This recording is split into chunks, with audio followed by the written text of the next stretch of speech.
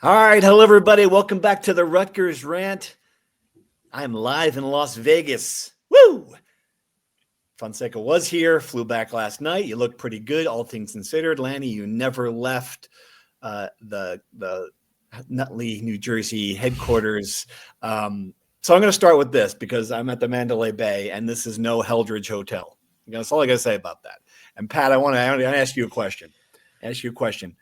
How much, because last night I got up and I was a little thirsty, a little parched, stumbled over to the counter. There's a bottle of water there near the mini bar.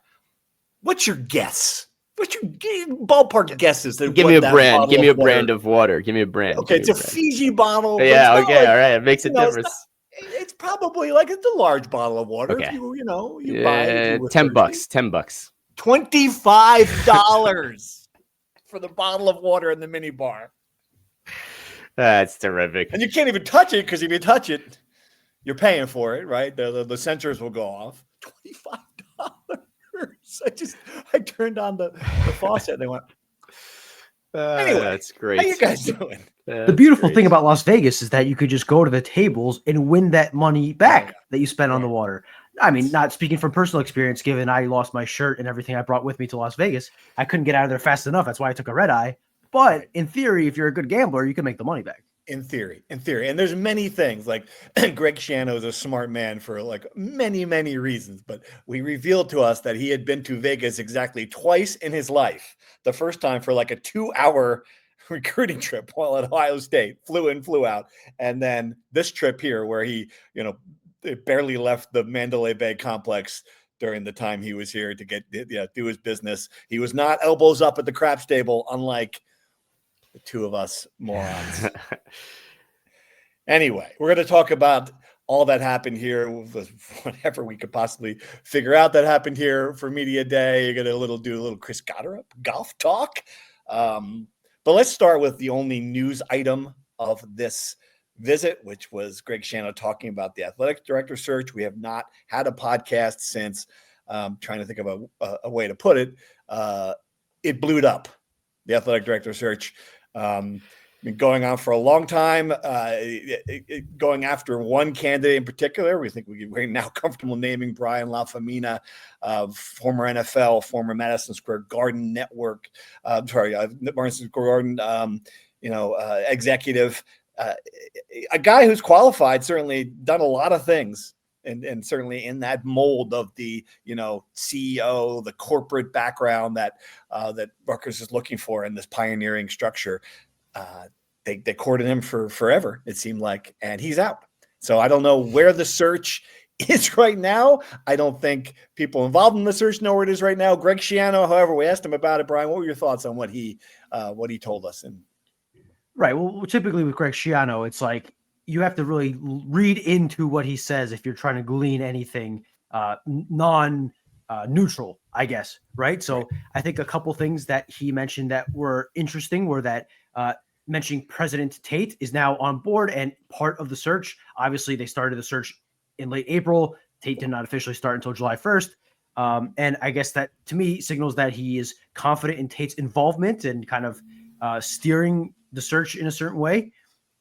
And there was something else he said, but I've slept about 3 hours and I cannot remember. Steve, I need you to save me right now. Well, that was the big takeaway for me. I think that he said that President Tate will handle it now, essentially. And I don't know if that, obviously that he has a good relationship with Amy Towers, the Board of Governors chairwoman who has been leading the search to this point. But it was pretty clear to me that was an intentional wording of it, was that I think the LSU president who has got a strong background in athletics from his time down there will be the guy who now spirits this in a lot of ways.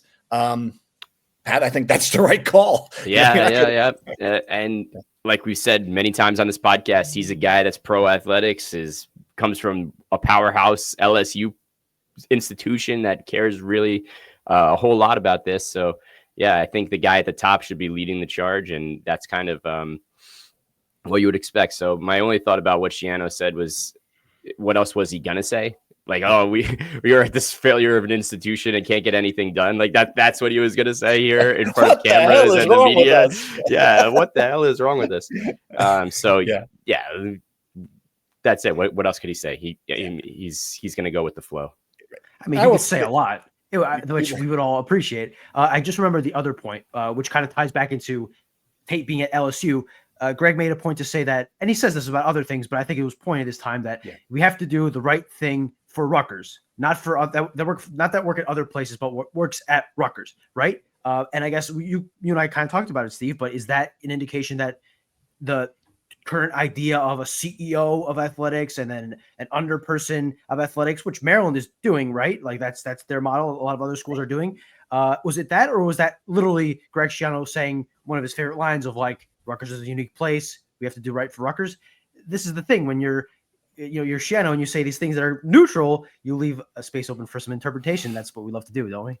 Yeah, of course. And I wonder that as well. And I will say this, like, I think the Rutgers got in trouble here. The reason where we are now, we've tried not to, go overboard with our criticism or panic about the situation. It's a search. It'll eventually be filled. But I will say that people, being around other people in the Big Ten and being around Big Ten media, there is a sense like, what the hell's wrong with Rutgers? It's like another one of those only at Rutgers things. Like I'm getting a strong vibe of that walking around Vegas, talking to people, Maryland made huge news for making 3 hires in less time and paying $2.6 million for it and doing the structure that Rutgers wants. And meanwhile, what's going on in Rutgers? We get that question all the time. So it's out there. It's not an invention from us. It really is a narrative here behind the scenes with Rucker.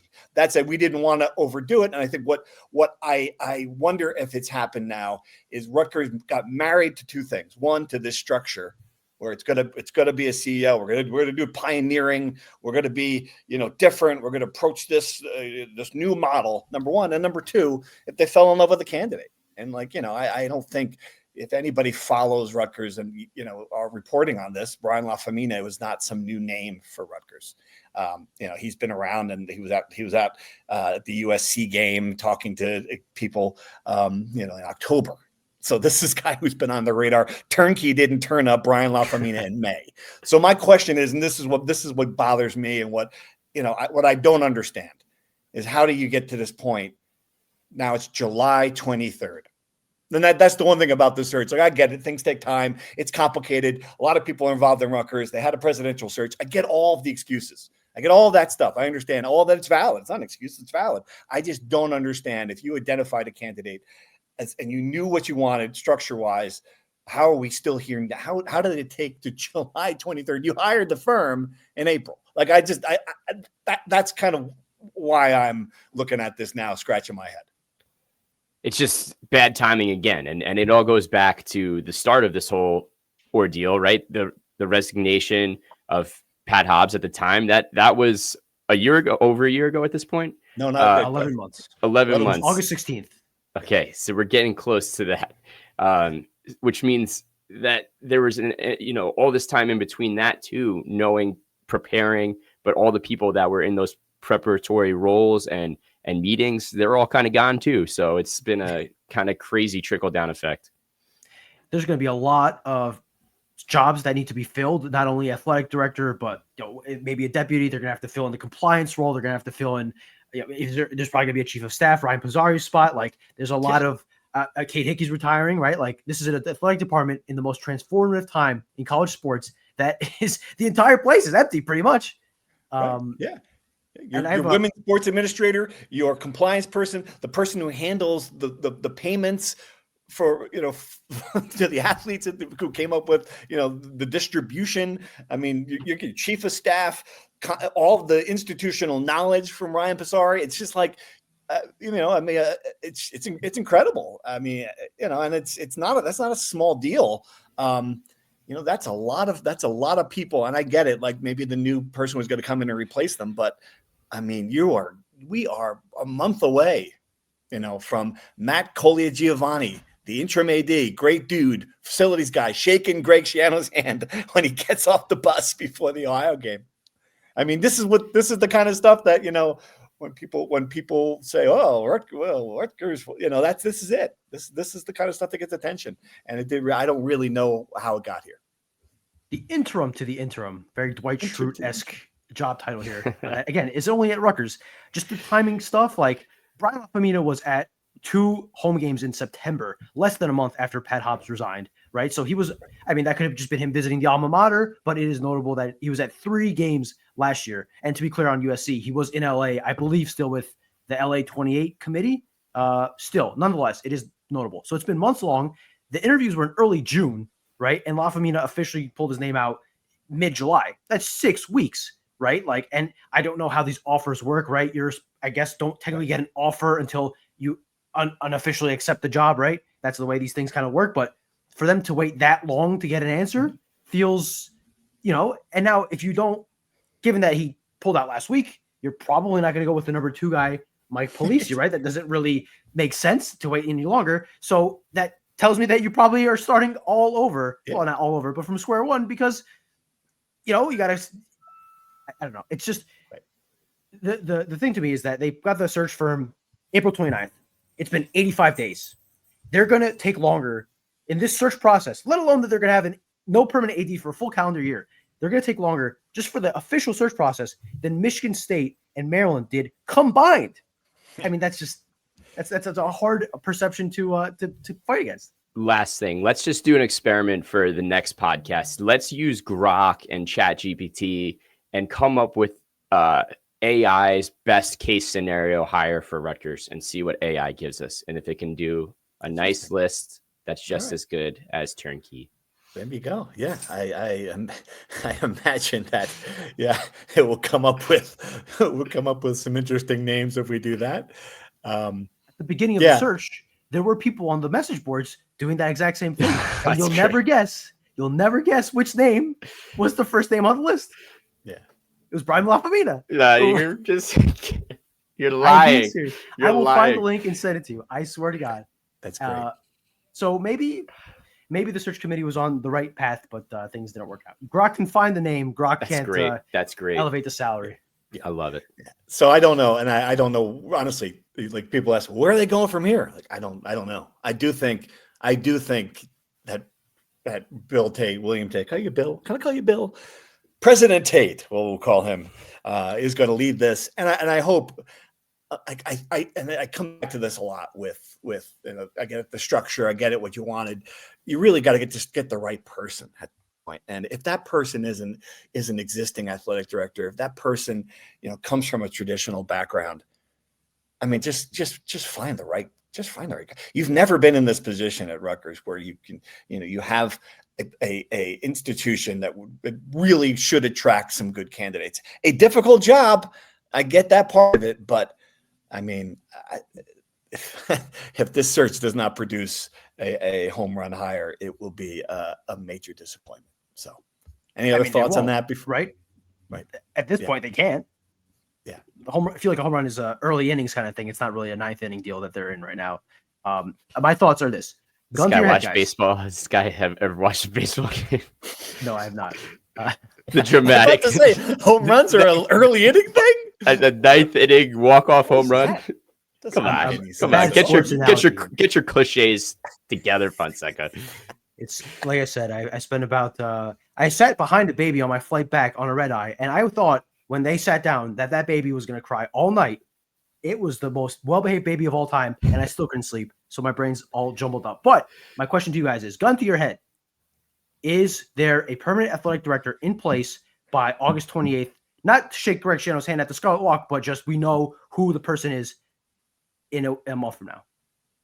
So approved. The hire's been approved. We know who it is. It's been approved. They're just waiting to start. Is that what you're saying?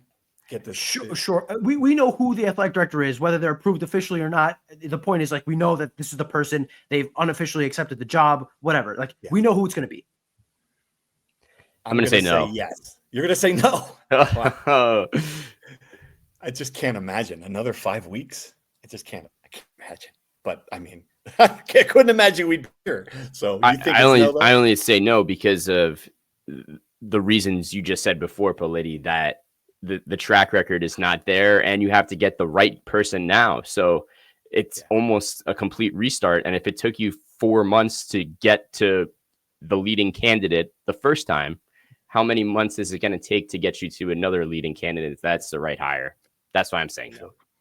I'm on Pat's side here. I would be surprised, which would be, again, a bad look. You can all the justifications, and a lot of them are fair. New president, new general counsel, a lot of changes in flux. Official search didn't start till April 29th. The reality will be this. Rutgers will have gone a full calendar year without a permanent athletic director, and we'll have 2 interim athletic directors, which is, I haven't done a deep dive. That's got to be, if not unprecedented, I mean, like, a very rare thing in college sports, right? Like, You would think. Are they going to make history? Who can imagine? Who can imagine? The birthplace of college football is the birthplace of the interim athletic director. It's just wild. Just wild. All right. So we'll see who's right. As always with the picks, I'm on the other side of this one. I think it'll be done by then, just because I just can't imagine. It'll be done. I'm going to Italy in August. So it'll be done when I'll be sitting there at the Coliseum, and I'll get the text at that point. That's what it's going to be. All right, let's talk about this trip out here again. We were kind of discussing it, Brian, and it just feels like the format's a little stale. All these teams, just not a lot, I don't know, to get out of it from a team perspective. You guys were just around Rutgers for spring practice. Not much new has happened since then. I will say we did spend some time with Greg Shano in his suite before this all started, and he seems like really relaxed and positive. Like and I pointed this out to him. I said to him that if you added up his two terms together, let's call them terms. He's been on the job 17 years at Rutgers. He would be the 6th most tenured coach in college football, which is pretty amazing. For a lot of guys in this profession now are getting grinded out by what's happening behind the scenes, and no one. Then this is the other part of the athletic director thing. No one deals with more of this than Greg Shano with the contracts and with having to handle all that himself, because there is no infrastructure in place to help him in the athletic department. All that said, he seems pretty relaxed. I thought Brett McMurphy had a great point pointing this out. Like, a lot of doom and gloom in the sport, a lot of coaches and administrators saying the sky is falling and the sport is in jeopardy and like it's this 11th hour crisis. And Greg Shano goes to the podium and he goes, college football's in a pretty good spot right now. So he seems to be optimistic. He seems to be feeling pretty good. Like he can do this for a few more years, which is what you want. And I think that part of that is, like he mentioned, this athletic director search doesn't really affect him, right? Like his operation is a whole separate ordeal. So in a way, while he does have to do a lot of the, transfer portal, NIL legwork himself within his operation, he does have a lot of that control. And I think that is beneficial to him to be able to man his own ship, essentially. He's a guy who clearly likes a lot of control. And I think he's juiced up about that. And I think if the season goes well, as well as it can, I think he feels like the trajectory of the program is going the right way. Although you did ask him if it's harder to go from where they went to where they are now versus where they are now to the next step. And clearly he thinks that it's still really freaking hard to take exponentially harder, he said, Pat. Yeah. I was going to say, I thought I read your column, the part about the clam bake and the Big East days. That was the big draw for media to come up to New England to, eat some great shellfish. But now the Big Ten media days are a little stale, and I don't know how. See, I wasn't there, so I'm not gonna comment. But how could it be stale in Las Vegas? Like, it wasn't fun. It wasn't a good time. How did it play on TV? That's a great question, because I only watched the clips online because I was dealing with a bat flipping little leaguer. But who would watch it? But who would watch it on TV? I guess is that's a great point. The issue is that the one on TV is the 15-minute podium session where, the questions are what they are. And, coaches aren't going to, that's more of like a coach stump speech more than an information session. Right. I just think like this event now is built for the 70 TV partners they have to all do their quirky little, sorry, the dog's about to go crazy. Their quirky little things for TV coverage. And for us schmucks, like the other issue is that, back in the day, you used to be able to ask the coach about football stuff, like your backup linebacker battle or whatever stuff that the fans of the team care about. But now the only topics are NIL, transfer portal, playoff format, and all this other stuff that, like, especially at Rutgers, for whatever it's worth, like, is it really that interesting? And I think that plays a part in it. Vegas was fun. I don't think Vegas was not fun. I think we could do without. I like Indianapolis better, if you ask me. Hot take. Hot take. Wow. Put that headline up. Yeah, I just looking at the players and, they kind of feel like they're spare parts on this thing. I spent some time around Ethan Kalikmanis. He is, this is his team now. I mean, I don't think there was no question about that coming in here, but just kind of seeing him in that leadership role, being the guy that answering all the questions, the guy you're talking about. I spent some time just talking to him about his expectations, and he's not going to give you much in that side, and that's probably good. But he's a feet where his feet are planted kind of guy. It was funny, like there was a guy reporter from Minnesota who was trying to get him to bite on questions about going back there and playing the Golden Gophers, his former team, and he was just not having it. He was like, "Dude, just go away." That was the one observation. But he was, like a lot of people, I think there's a lot of optimism about this offense. Talking to him about it, you get the sense that, this could be a really explosive thing. I tried to get Greg Shano to bite on the question as to whether or not this would be a chance to be the most explosive offense he's had at Rutgers. I knew he was going to say no. I thought he would say no to that, given the Kenny Britt, Ray Rice days. He did point out that they're losing two of the most important players, Common Nungai, namely, of course, and the running back situation is going to be a very interesting one to see how that shakes out. But I do believe that he thinks this is going to be a watchable team that can score points. Absolutely. And I always we talk about reading into things too much. I always think about the players that get brought to this media day event, right? The three big representatives of your team who was there this year, right? The quarterback, the receiver, and the best defender, right? So yes, previously, it's always been maybe a little more defensive, so I think the offense is in a really good place. Are we going to talk about the quarterback rankings that keep coming out at all? We should. I'll save what I got to say for that. But let's go right there now, because you're right. I mean, people who believe that Rutgers is going to be a good offense does not include everyone who ranks this stuff. Everyone who writes this, exactly. Yeah. I aggregated a ranking from The Athletic that had every quarterback in the Big Ten, and Luke Altmaier from Illinois was number 3, and Aiden Chiles from Michigan State was 5. Right.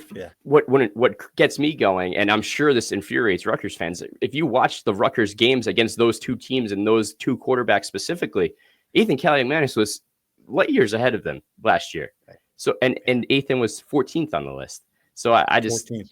It just that one was a little crazy to me. I think he's just completely flying under the radar nationally, which probably, if you're Rutgers and Greg Schiano, is a great thing. I think part of it, a very small part of it, is that Ethan is very Eli Manning-esque in that he will not answer any question you ask him, right? Which for Rutgers is good. That's what you want out of your quarterback. No controversy.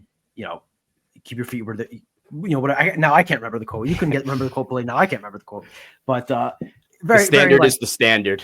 Yes, the standard is the standard. Which he did say on TV. The standard is the standard, and the standard is high. He made sure to make sure people don't think it's low. It's a high standard, and the standard is the standard. But the other part of it is that people look at the stats. Like, I don't think these guys are breaking down film of all 18 quarterbacks in the Big Ten and They look at, okay, he completed 54% of his passes. That's not very high. Let's bring him down the list. I think that's part of it.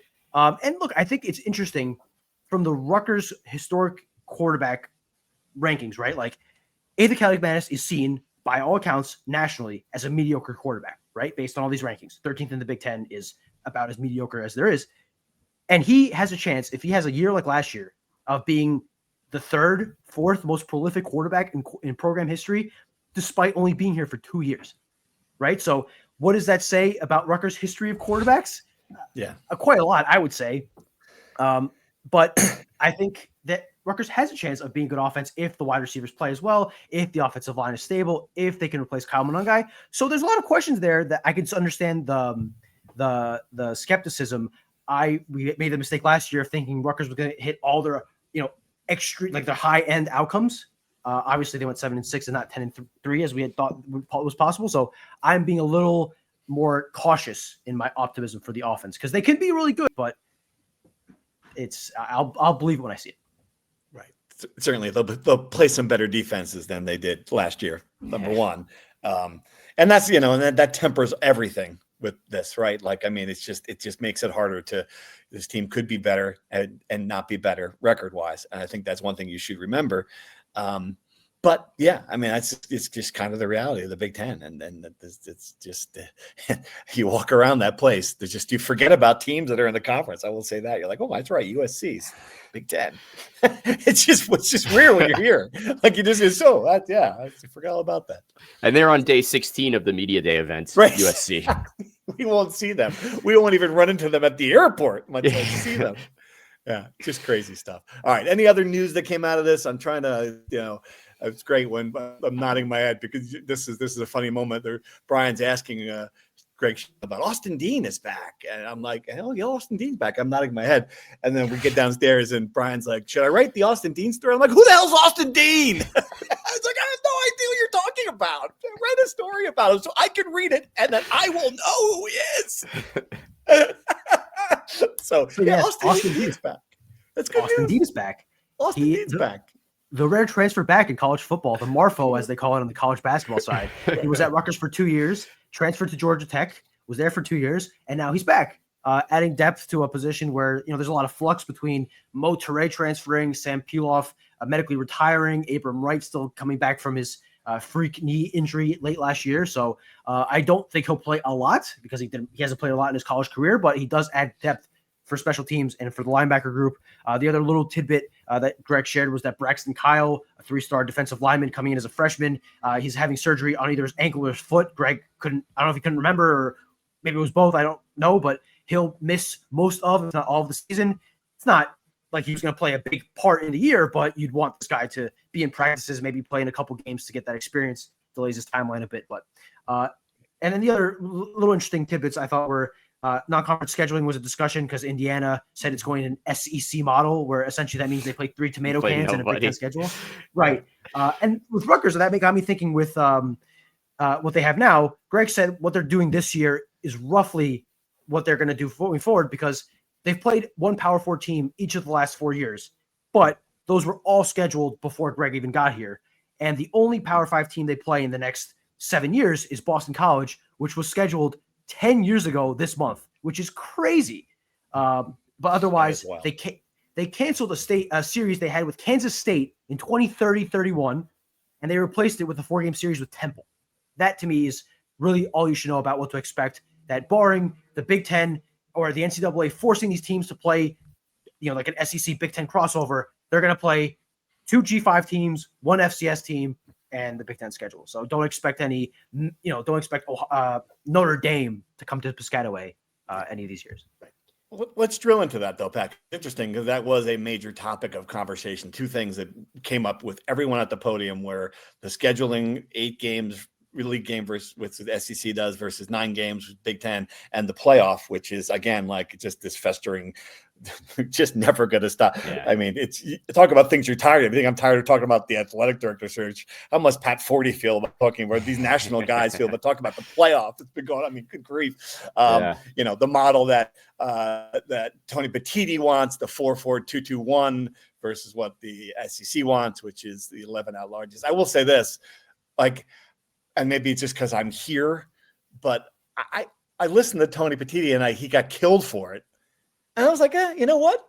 Like I kind of, certainly from a Rucker standpoint, it's great. That's the way it should go. But I kind of like what he was saying. Like, you get to the point where, at least for the Big Ten, you're keeping the regular season relevant. Where a team that might be 4-3 in the league.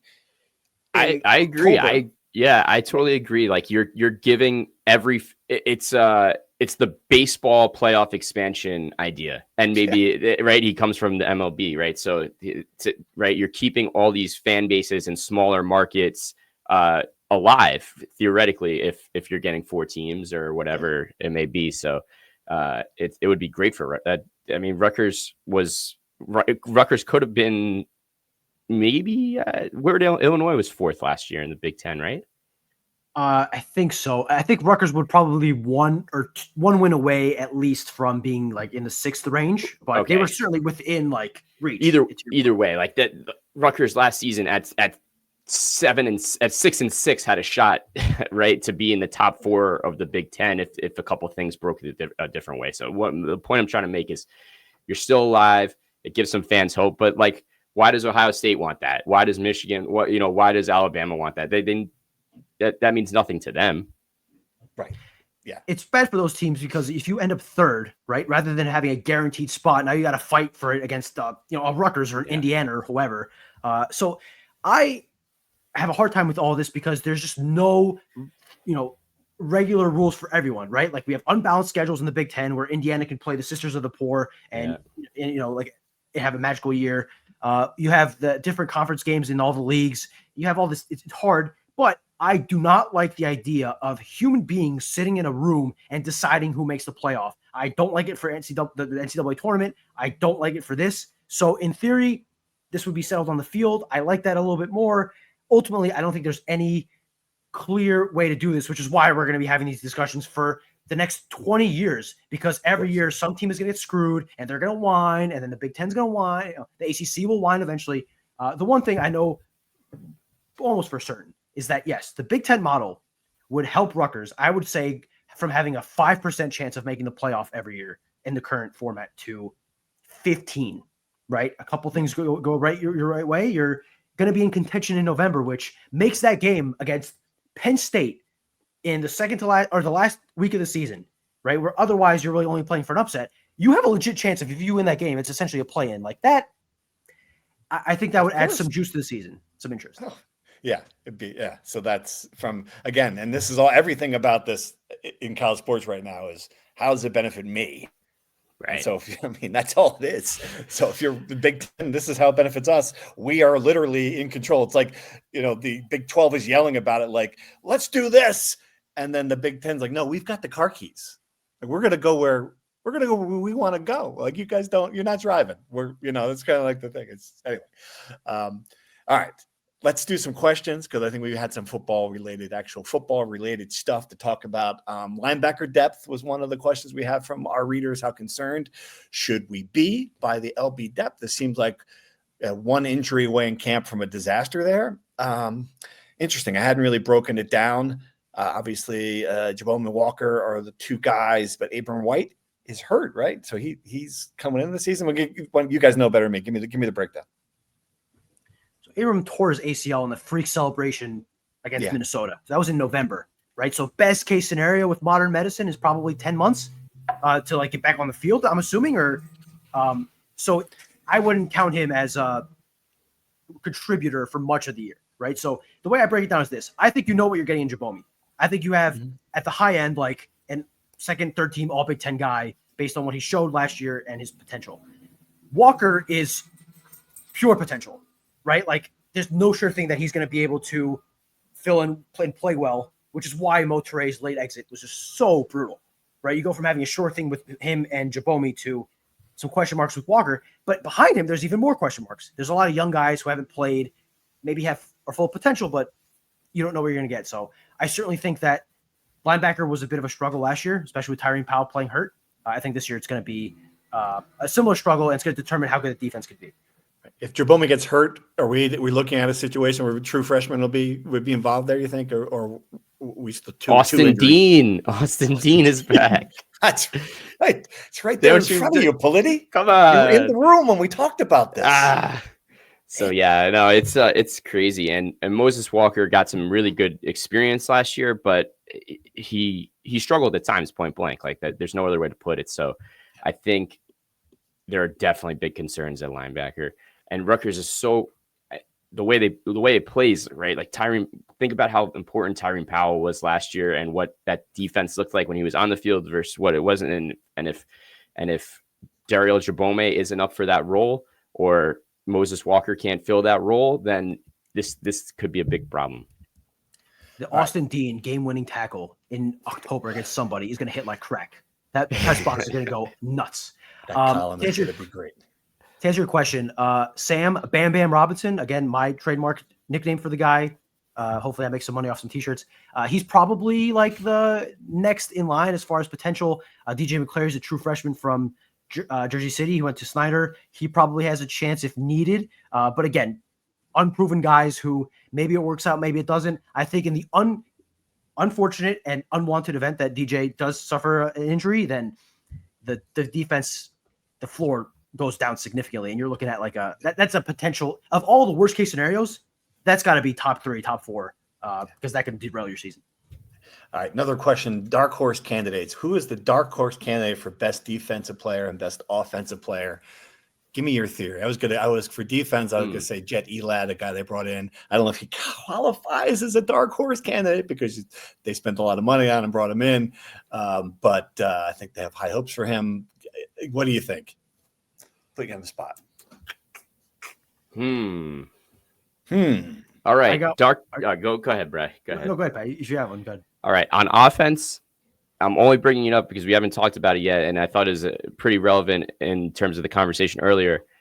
What about Sam Brown, the running back? Yeah. What if he comes back and has comes back from injury and has a remarkable campaign? I think that's a great dark horse on offense. I don't have a defensive one right now, so you go, Brad. Yeah. I can get one. Sam Brown, the way Greg talked about it, he said they have to be smart with the redshirt rule, which means they can play 4 games in the regular season in any playoff. And the timing of the injury, like Sam Brown could certainly be a guy who gets back on the field in November for that key stretch, and he's fresh and he's motivated. And yeah, certainly I think that's a good call if that all works out. Defensively, this name just came up to me. I haven't given this much thought, but Jordan Walker had led the team in sacks last year. Had a good year. One. We're all talking about Eric O'Neill and Bradley Weaver, rightfully so. Those guys were very productive, but Greg Shano talked about the rotation at the defensive line. And while those 2 guys could have a good year, if Jordan Walker could build on what he did last year, like he could be a guy that leads the team in sacks, or he's even like a situational third down, got to get a stop here guy. So that's my pick. Good one. All right. We had one happy question and one sad question. Okay, several sad questions, but of course, one was which Rutgers program is closest to winning a Big Ten championship? You guys got something other than the obvious here? I mean, women's soccer? Yeah. The pickings are slim. I think like women's crew not win came very close to it. Then they win women's crew. They won some prestigious events in England. I saw that. On the Cambridge is no Michigan State. It's a little soft. They're a cream puff over there in England, in Europe. I think about like sports where there are not this juggernaut. Like men's lacrosse, in theory, could be good enough, but Maryland is just so much better than everyone else in the league that I just don't see a scenario where they beat a team like that to win the Big Ten. Right. Other than that, like a lot of these programs are not in a good spot, right? Like maybe field hockey, they've been on the cusp a couple times, but it's hard. It's hard. Yeah. I'm assuming that was the sad question, or are we getting sadder? We can get sadder from there. Yeah. All right. I can get sad. I can get as sad as you want, man. It gets dark in the questions. Let me tell you, there's a script here, and sometimes I'm like, I can't go there. All right, here's the sad one. Chopping block. After Cookies Washington, we just fired her. After Cookies Washington, who is the first Rutgers coach to get axed? Scott Goodell, Brian Brecht, or Steve Peichel? It's pretty dark. Ooh. It's pretty dark. I got dark in a hurry here. That's dark.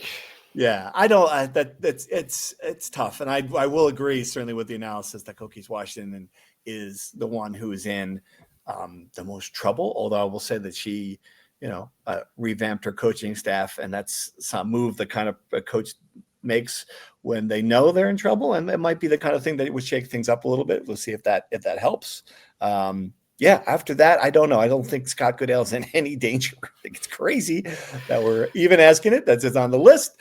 Brian Brecht, I don't know. Like at what point do you start? If you're a new AD, at what point do you even look at lacrosse? You've got like 57 other problems before you get to lacrosse or wrestling. Steve Peichel, I think that's it. I think that's your answer. And even then, you've got a contract through 2031. So if we're looking at the major sports, like those, if the list is those 3 sports, I would agree. Right. Again, though the buyout again makes he has going to have a job for the next 2 years at least with that buyout, right? I just don't see a scenario where Rutgers has the money to pay him and his staff to leave and pay a whole new staff to come in. This is not feasible. if we're talking the rest of the sports, Jim McElderry, I really hope I got his name right if I'm going to be firing the guy here, but men's soccer has had a couple of rough years. I think this is kind of a prove it year. And I believe his contract, the Oprah public listing system is not always up to date. So I could be wrong here. I believe this is the last year on his current contract. So if it's not this year, it's next year. Okay. My point being that it's kind of put up or shut up time for the men's soccer program, which has had a rough couple of years. But that's my candidate. I mean, the other part about that though, Pat, is you have to start setting different expectations for some of these programs in the new world. Like, are we really, does anybody expect any resources left over for men's soccer? I don't know. It's a great point. I don't know. I'll just, because Scott Goodell was on the list, and we talk about this all the time on the podcast, like Goodell's not doing a good enough job. He's not doing a good enough job. He's not elevating the problem, elevating the program. Just think about where that program was when he got there. He took it. He's taken it very far. They're in the top 25 every year. That should be the least of the athletic director's concerns. Right. Yeah. One thing on Brecht, really quick. They brought back favorite son Scott Bita. He was a captain of the team. He was the offensive coordinator at Michigan, a rising star coach in the lacrosse industry from all I can glean, right? Not that I deep dove into this, but a very good hire from Brecht. And I think maybe I don't know if it's directly after Brecht, certainly a potential future Rutgers men's lacrosse head coach. So really good hire from an athletic department, which again, does not have a permanent athletic director. They're still hiring assistant coaches. Who's approving the hires? You might just be able to hire someone and then the 10 months later, someone says, who signed off on that? And it's like, I signed off on it. I'm in charge. Got to sign off on it. It's kind the of two amazing. signatures, if you're actually curious, of the contracts I've seen since the three signatures, since Pat Hobbs resigned, I believe Caitlin Schweihofer, the volleyball coach, her latest contract was signed by Ryan Passari. And the majority of the other coaches were signed by Michael Gower, who's like the university CFO. I don't know if that's his official title, but he's essentially the finance guy for the university. And Michael Zuhl, the finance guy for the Rutgers athletic department, who maybe could be next in line for the interim athletic director title if it comes to that. Ooh, fingers crossed. All right. Other questions. Najai Hines. Is that how you pronounce that? Najai Hines? I think so. Okay. I believe so. Curious about Najai Hines, 4-star center from Plainfield, just reclassified to 2025 and committed to Seton Hall, recruited by Indiana and others. Rutgers never even made an offer. We had some other discussion about that in the Discord. Brian, do you know anything about what's going on with that recruiting situation? Well, first of all, sign up for the Discord, everyone. We have a poppin' Rutgers community. We talk about everything in there, and it's a fun place. So link will be in the bio, not in the bio, in the description of this video. I think clearly Jerry Carino laid out the relationship piece of this really well in his story yesterday, but Shaheen Holloway is really close with his high school head coach.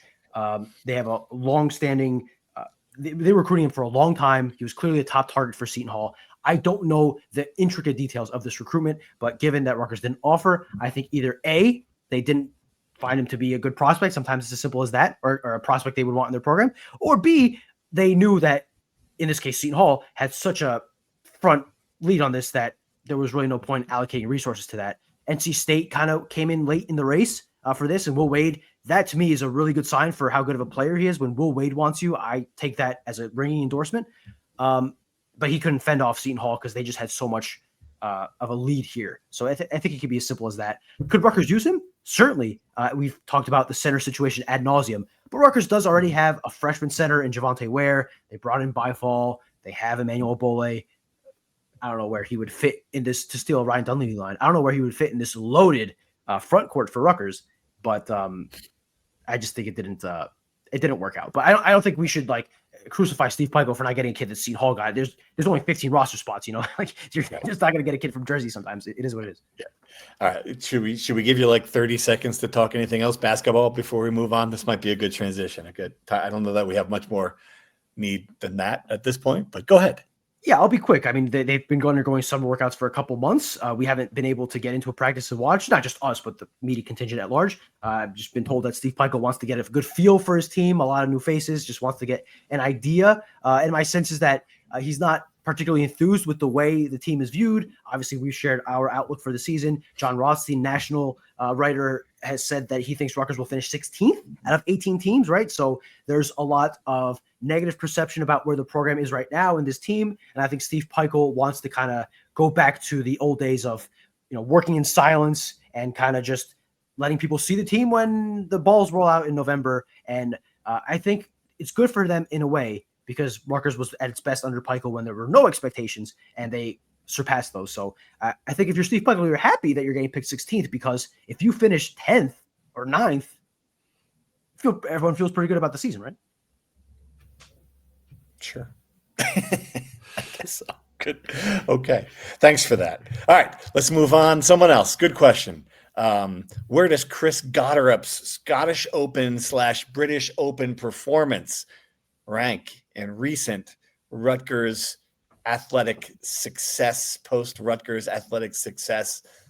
I was glued to the coverage watching the British Open, wondering if Scotty Scheffler would fall off the cliffs of Royal Portrush and the back nine. Maybe a sinkhole would emerge in one of the deep bunkers. Of course, he never found a bunker because he's so freaking good. 2 Jersey guys. Yo, the leaderboard. Royal Portrush. I gotta feel like Gotterup's accomplishment, and someone pointed this out, is as good since the biggest thing that's happened since Sebastian Rivera at the winning a bronze medal at the Olympics for Puerto Rico. It's an easy one. Yep, no doubt. I think that's. I would say Gotterup may even surpass that, but I think that's right there. But I think I would put Gotterup ahead of the 3rd place finish in the Olympics. Gotterup beat Rory McIlroy, the guy who just won a career Grand Slam, in like a neck and neck battle. Yeah. Like that's a big. I know it's the Scottish Open, right? It's not these prestigious tournaments. That's a pretty big deal. And he beat Rory at the British Open in his home country. He had a better score than. He was never in contention with Scotty because Scotty played out of his mind. But it's like, I think it's a big deal, right? And I don't know how much buzz this will get for Rutgers as the athletic department, but if we're talking about just sporting achievement, this is like one of the greatest 10 days any former Rutgers athlete has ever had. I mean that's serious. I was gonna say, like, where does this stack up with Isaiah Pacheco's Super Bowls, right? Like that's probably right around right. It's got to be close. The Super Bowl's higher, of course. Just from exposure standpoint, Of course. Pacheco was an important part of that. I was thinking individual athletic accomplishments. Certainly, Yeah. Nothing tops Carly Lloyd in the World Cup that year for me in the 21st century. That was just something that was incredible for anybody. But I agree with you. It's on the list. Todd Frazier winning the home run derby a few years ago was a big deal. I don't know. It got a lot of buzz for that. But yeah, I'll put Goddard up there. And I will say this, it could get better if he can do well enough in the FedEx playoffs coming up next month. He could be on the Ryder Cup team. And that is in Bethpage Black in Long Island. So that'd be fun, having a Jersey guy, Rutgers guy playing for the Ryder Cup for the U.S. I think that would certainly add to it. You guys seen the show Stick? Apple I TV? have seen Stick. Yes, so good. That's just reminded me of the Ryder Cup. Real quick, I just saw it. It's such a good show. If you haven't seen it, anything else, Scott? No. Yeah, it is funny. It's a funny show. I totally agree. What I would say on Goddard, what distinguishes him from the Pachecos and the McCourties and the Todd Fraziers is those guys played their role on a successful machine, right? Pacheco was the running back for Patrick freaking Mahomes. Goddard, this was himself. He had no help in beating Rory McIlroy, right? Obviously, to your point, football is infinitely bigger, right? More eyes. But I think, again, individual, by himself, out on an island, winning Scottish Open, and for whatever it's worth, making $2.7 million in 10 days is pretty sweet too, I think. I don't know where that ranks among the prestige, but it's pretty freaking good. It's not bad. Not bad at all. Couple of Jersey guys. I love, and this is we talk about Newhouse and Coltsneck. Yeah. Scotty Scheffler, of course, grew up in Texas, but the more you do, and this is the corollary. If you win a couple of Masters, you win a British Open, you become the best golfer in the world. You're from Jersey now. Sorry. Like for a while, there was a running joke. It was like, we're going to claim him from New Jersey. No, now we have claimed him. It's over. He is from New Jersey. End the discussion. All right, you guys got anything else you want to talk about here? I mean, I don't know what else we haven't done a podcast in a while. I don't know what else we've missed for the last month. It's July.